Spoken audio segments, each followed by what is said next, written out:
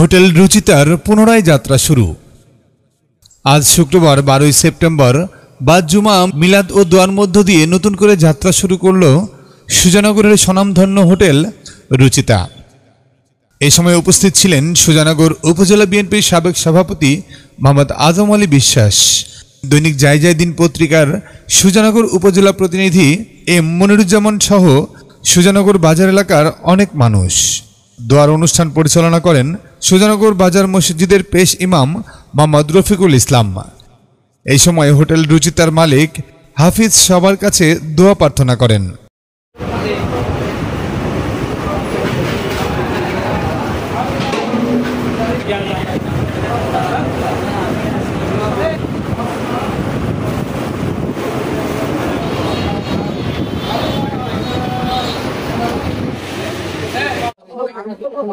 অনেক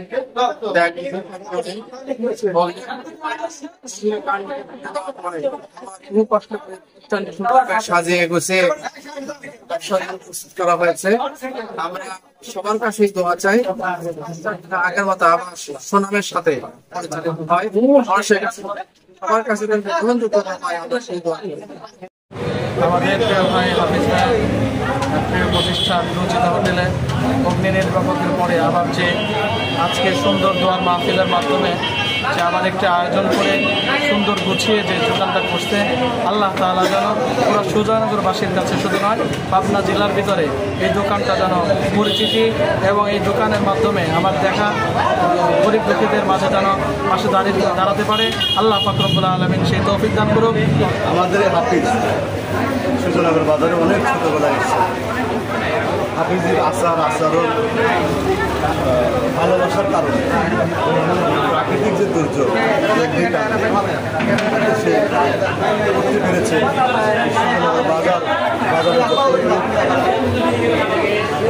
দোকানদার রয়েছেন, রয়েছেন, রাত্রি রয়েছে, আমরা যারা রয়েছি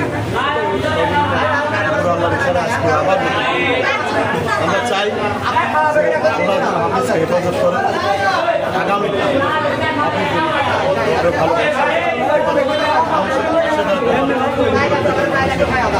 পাশে থাকতে পারে।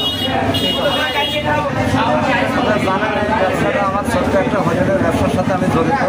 খুব কষ্ট করে এই জায়গায় আসছিলাম, যে কোনো কারণে আমার দোকানটা দুর্ঘটনায় পড়ে গেছিল, একবারে নিঃস্ব হয়ে গেছিলাম।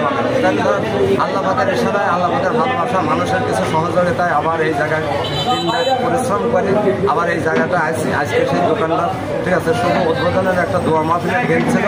আপনারা সবাই আছেন, বাজারের মানুষ, ব্যবসায়িক মহল, যারা প্রতিবেশী আছেন, হুজুর টুজুর আলেম ওলামারা যারা আছেন, সবাই মনের থেকে আমাকে ভালোবাসেন, আমিও তাদের ভালোবাসি। এখন আমার জন্য সবাই দোয়া করেন আমি যেন আমার ব্যবসাটা আবার আগের মতো করি, ঠিক আছে, সুন্দর পরিবেশে মানুষের ভালো সেবায়। সুজানগর বাজারে আসলে রুচিসম্মত কোনো খাবারের দোকান নাই। আমার ভিতরে এরকমই একটা আশা ছিল আমি যেন একটা সেবার ব্যবসা করতে পারি বা সেবার ব্যবসাটা আমার ভালো লাগে, ঠিক আছে।